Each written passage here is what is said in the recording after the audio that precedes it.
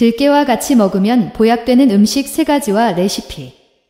들깨와 상극인 음식 총정리.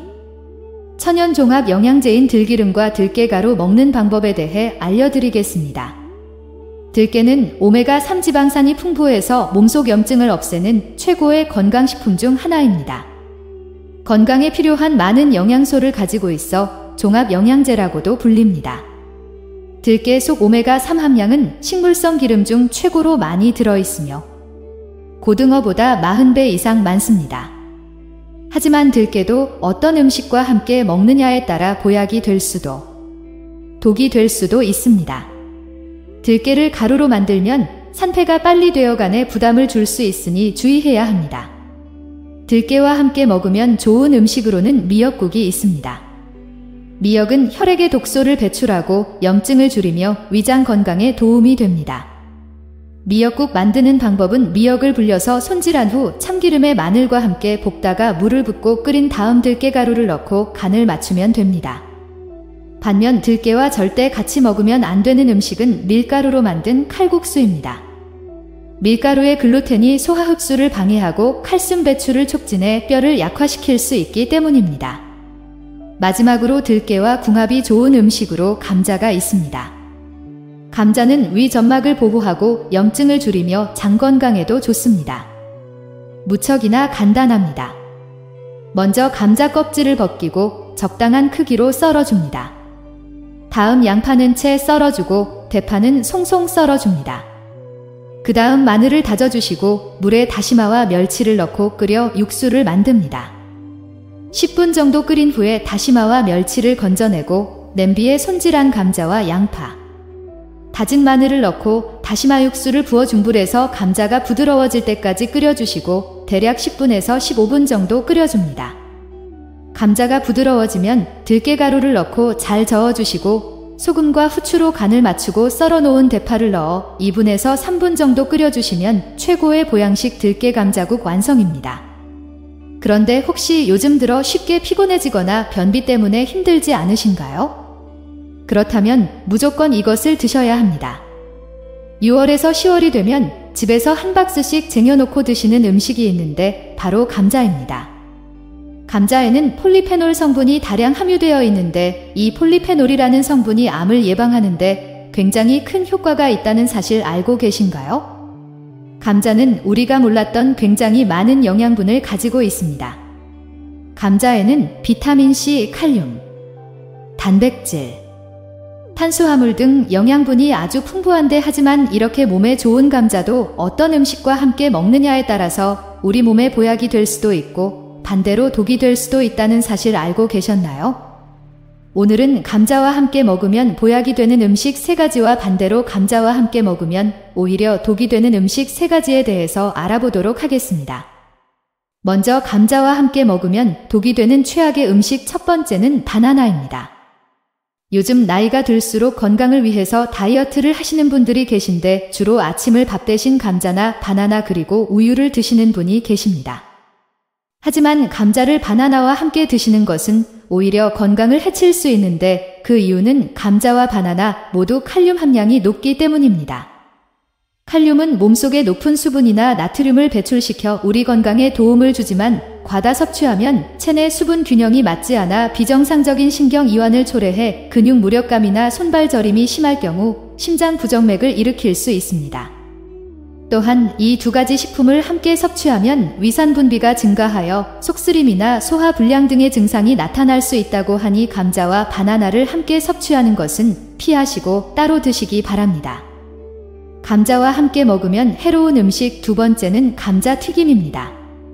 감자가 몸에 좋다고 해서 감자로 튀김을 해 드시는 분들이 계실 텐데 감자튀김은 드실 때는 맛이 굉장히 좋지만 건강에는 정말 안 좋습니다.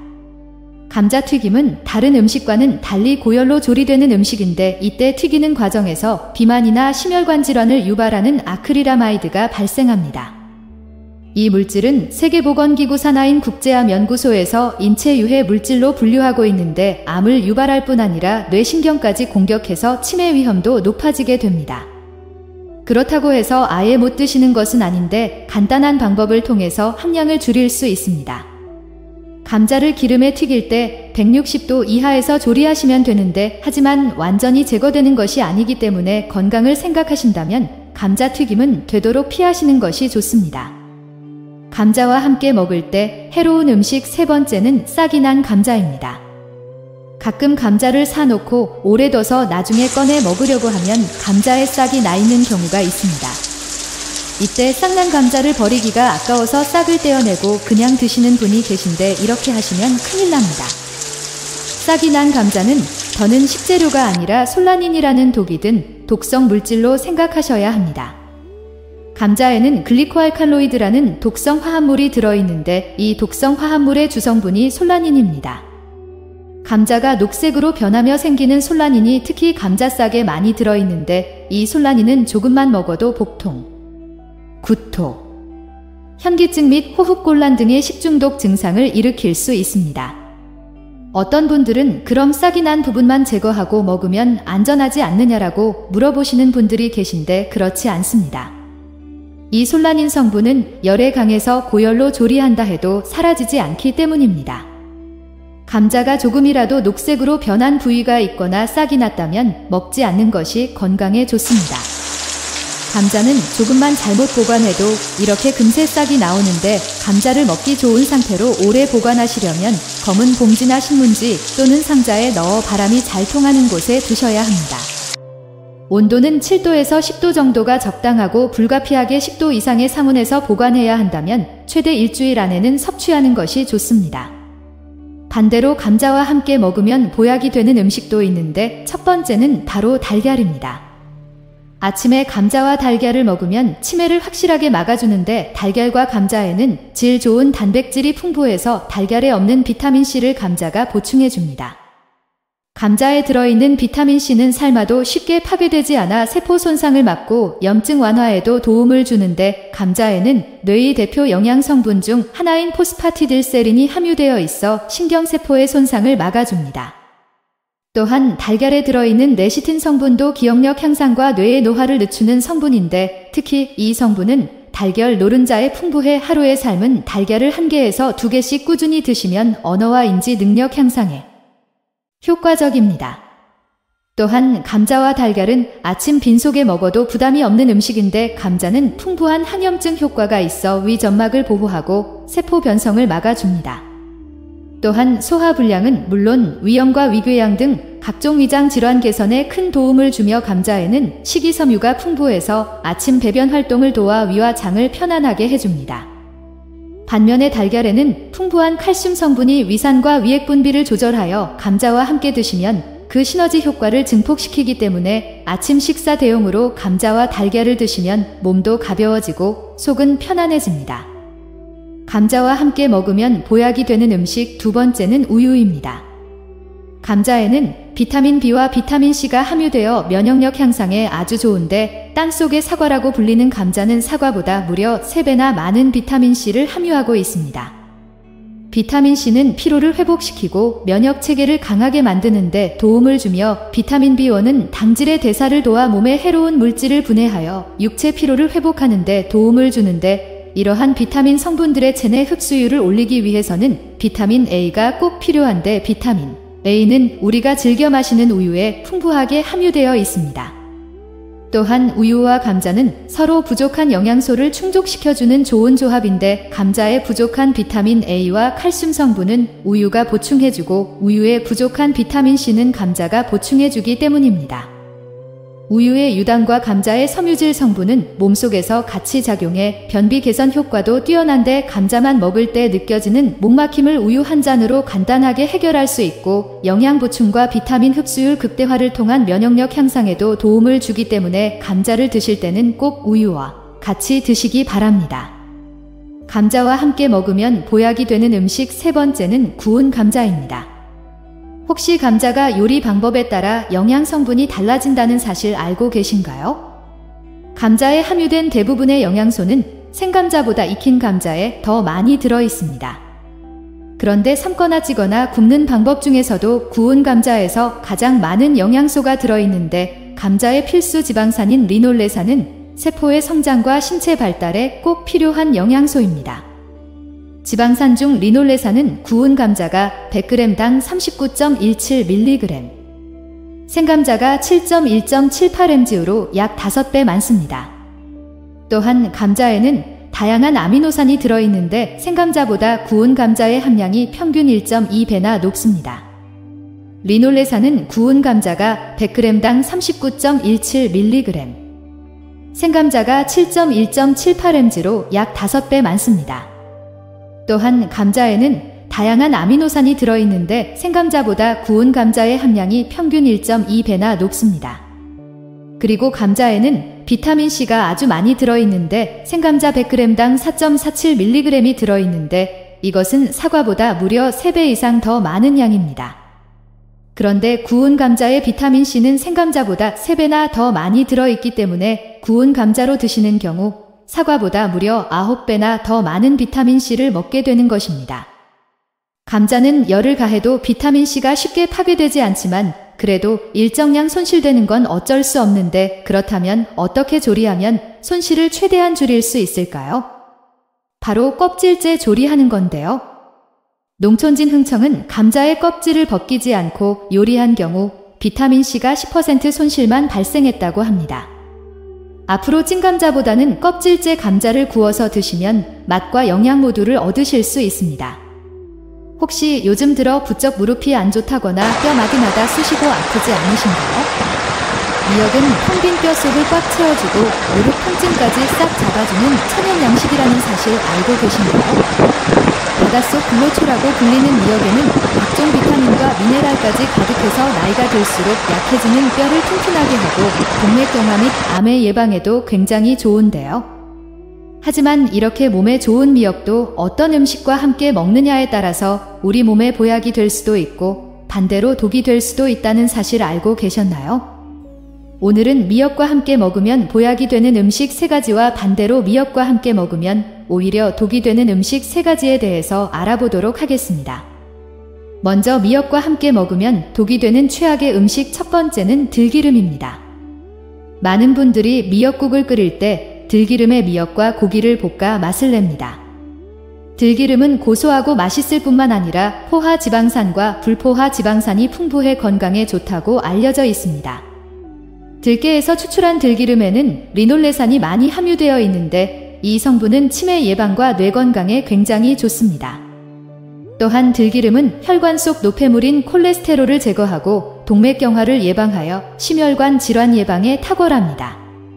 반면 미역은 철분이 풍부하여 헤모글로빈 생성에 도움을 주어 깨끗한 혈액을 만드는 데 효과적입니다. 들기름은 혈전을 녹여 혈액순환을 원활하게 하는데 미역이 만든 깨끗한 혈액이 몸 곳곳에 잘 도달하도록 돕는 훌륭한 조합입니다. 그러나 미역과 야채를 곁들인 샐러드에 들기름을 뿌려 드시는 것은 좋지만 미역을 고온에서 들기름과 함께 볶아 끓이는 것이 문제가 될 수 있습니다.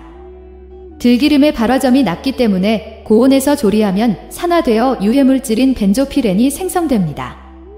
벤조피렌은 국제암 연구소에서 1급 발암물질로 분류할 정도로 위험하며 다양한 암을 유발하고 뇌분비 장애를 일으킬 뿐만 아니라 뇌 건강에도 해롭습니다. 가열되어 산화된 들기름뿐만 아니라 연기와 거품에서 유해 물질이 발생하기 때문에 고온에서 들기름을 사용한 미역국은 웬만하면 피하셔야 합니다. 그렇다면 들기름과 미역은 무조건 안 좋냐고 하시는 분이 계실 텐데요. 그렇지 않습니다. 미역 해초 샐러드에 들기름을 뿌려 드시면 좋습니다. 놀라운 사실은 들기름이 체내의 포도당 생성을 감소시켜 인슐린 저항성을 방지한다는 점입니다. 이로 인해 인슐린의 효율적인 사용을 촉진하여 혈당 조절과 당뇨 예방에도 탁월한 효과를 보입니다. 반대로 미역과 함께 먹으면 보약이 되는 음식이 있는데요. 바로 달걀입니다. 여러분 혹시 몸속에 칼슘이 너무 많아도 골다공증이 생길 수 있다는 사실을 알고 계셨나요? 세계 주요 낙농 국가인 덴마크와 스웨덴 국민들은 우유를 많이 섭취하여 체내 칼슘량이 풍부하지만 오히려 골다공증 발병률은 2위를 다투고 있다는 연구 결과가 있습니다. 이렇게 칼슘이 풍부한데도 골다공증에 걸리는 현상을 칼슘 패러독스라고 하는데요. 더욱 심각한 문제는 칼슘이 뼈가 아닌 혈관에 쌓이면서 혈관의 석회화를 일으켜 동맥경화를 유발할 수 있고 심장에 칼슘이 쌓이면 신장결석을 유발할 수 있다는 점입니다. 하지만 미역과 달걀을 함께 드시면 이런 문제를 해결할 뿐만 아니라 뼈 건강에도 굉장히 좋습니다. 이는 달걀 속에 가득 들어있는 비타민 K 때문인데요. 사실 미역을 꾸준히 먹어서 칼슘을 섭취한다고 해도 본격적으로 뼈 건강에 도움이 되려면 오스테오칼신이라는 단백질 호르몬이 꼭 필요합니다. 이때 달걀 속 비타민 K가 뼈와 칼슘의 결합을 도와주는 오스테오칼신을 활성화시켜 뼈를 건강하고 단단하게 만들어줄 뿐만 아니라 혈관과 심장의 각종 질병을 일으키는 칼슘을 다시 뼈로 안내해주는 역할을 하기 때문입니다. 미역과 달걀이 최고의 궁합인 이유는 이뿐만이 아닙니다. 여러분 혹시 치과에서 임플란트 시술 후 미역 섭취를 권유받은 적이 있나요? 강한 알칼리성 식품인 미역을 산성식품인 달걀과 함께 먹으면 우리 몸을 알칼리성 상태로 유지해줍니다. 이는 치과 시술 후 산성 상태인 구강 환경을 알칼리성인 미역이 중화시켜 치아가 마모되거나 충치가 생기는 것을 막아주고 약해진 치아와 잇몸뼈를 건강하게 유지시켜주는 효능이 있습니다. 게다가 미역은 단백질과 궁합이 좋기 때문에 미역과 달걀을 함께 먹으면 소화가 편안해지는 효과도 있습니다. 그런데 여러분, 이렇게 좋은 미역도 조심해야 할 음식이 있는데요. 미역과 함께 먹으면 독이 되는 최악의 음식 두 번째는 파입니다. 각종 요리에서 파는 빠질 수 없는 식재료인데요. 하지만 미역이 들어가는 요리에는 파를 넣지 않는 것이 좋습니다. 그 이유는 파에 들어있는 유황과 인 성분 때문입니다. 이 성분들은 미역의 핵심 성분 중 하나인 칼슘이 우리 몸에 흡수되는 것을 방해합니다. 미역에는 칼슘이 풍부하다고 말씀드렸는데요. 100g 기준으로 우유보다 더 많은 칼슘을 함유하고 있습니다. 칼슘은 어르신들에게 꼭 필요한 영양소이며 특히 여성분들에게 중요합니다. 폐경과 갱년기를 겪으며 호르몬 변화가 생기기 때문에 골다공증 발병률이 높아집니다. 또한 미역에는 뼈 건강에 도움이 되는 인과 마그네슘도 풍부하기 때문에 많은 분들이 잘 챙겨 먹으면 좋은 음식 중 하나인데요. 칼슘 섭취가 꼭 필요하신 분들은 미역과 파의 조합을 피하는 것이 좋습니다. 하지만 한 가지 알아두셔야 할 점이 있는데요. 미역과 파의 조합은 미역의 칼슘 흡수만 저해할 뿐이지 다른 영양소를 모두 파괴하는 것은 아닙니다. 미역은 칼슘이 풍부한 것 외에도 알긴산, 폴리페놀, 비타민, 식이섬유 등 다양한 영양소가 가득합니다. 미역과 파를 함께 드시더라도 칼슘 외에 다양한 영양소를 섭취할 수 있으니 이 점은 꼭 잊지 마세요. 미역과 함께 먹으면 보약이 되는 음식 두 번째는 바로 두부입니다. 콩으로 만들어진 두부는 사포닌 성분을 함유하고 있어 요오드를 몸 밖으로 배출하는 역할을 합니다. 그래서 요오드가 많이 함유된 미역과 함께 섭취하면 체내 요오드 균형을 잃을 수 있는데요. 하지만 두부와 함께 섭취함으로써 얻을 수 있는 건강상의 이점도 많습니다. 두부에 들어있는 사포닌 성분은 노화 방지, 면역력 증진, 항산화 작용, 콜레스테롤 저하, 항암 작용 등 다양한 효과를 제공합니다. 특히 대두 콩으로 만든 두부는 검은 콩으로 만든 두부보다 사포닌 함량이 약 16% 더 많습니다. 두부를 넣고 미역국을 끓이면 당뇨와 치매 예방에 좋은 식단이 됩니다. 미역은 천천히 소화되어 탄수화물의 흡수를 느리게 하여 장의 부담을 덜어주고 두부에는 단백질 함량이 높고 지방과 칼로리가 낮아 다이어트 식품으로 아주 좋고 두부의 레시틴 성분은 콜레스테롤 흡수를 낮추고 기억력을 증진시켜 치매 예방에도 굉장히 효과적입니다. 하지만 이렇게 좋은 미역도 많이 드시게 되면 오히려 안 좋은 분들이 계신데요. 바로 갑상선이 약하신 분들입니다. 갑상선은 우리 몸에서 가장 중요한 내분비 기관으로 신진대사를 조절하는 핵심 역할을 하는데요. 갑상선 호르몬의 주요 구성 요소 중 하나가 바로 미역에 들어있는 요오드 성분입니다. 이 성분 때문에 산모들이 산후 조리 시 미역국을 챙겨 먹는 이유 중 하나입니다. 요오드는 세포 회복과 단백질 합성을 돕기 때문에 산모의 기 회복과 모유 수유를 통해 신생아의 뇌와 뼈 발달에 중요한데요. 하지만 요오드가 부족하면 갑상선 호르몬의 정상적인 분비가 어려워져 체중 증가, 만성 피로, 심지어 탈모까지 유발할 수 있습니다. 세계보건기구에서는 요오드 결핍이 치매 발생 위험을 증가시킬 수 있다고 경고까지 한 적이 있습니다. 그렇기 때문에 갑상선이 약하신 분들이 미역을 과도하게 섭취하면 요오드가 작용하면서 생성되는 활성산소가 염증을 일으켜 갑상선염 및 암을 유발할 가능성이 있습니다. 그렇기 때문에 갑상선이 약하신 분들은 미역을 많이 드시는 것을 피하시고 미역과 궁합이 맞는 음식을 드시는 것을 추천드립니다. 미역과 함께 먹으면 보약이 되는 음식 세 번째는 바로 표고버섯입니다. 표고버섯은 산에서 나는 고기라고 불릴 만큼 면역력을 높이고 암 예방에도 좋은 대표적인 식품인데요. 표고버섯에는 암을 억제하는 레티넨 성분을 비롯해 베타글루칸과 비타민 D가 풍부하게 들어 있습니다. 특히 햇볕에 말린 표고버섯은 비타민 D 함량이 더 많아지는데요. 베타글루칸과 레티넨 성분은 콜레스테롤 흡수를 감소시키고 콜레스테롤을 제거하는 효능이 있어 혈액순환을 개선하는 데 도움을 줍니다. 그 때문에 당뇨 환자들에게 적극 추천되는 음식 중 하나입니다. 그렇다면 표고버섯을 미역과 함께 먹으면 어떻게 될까요? 미역은 칼슘이 풍부한 식품인데 표고버섯은 식물성 식품 중에서도 비타민 D 함량이 높은 대표적인 식품입니다.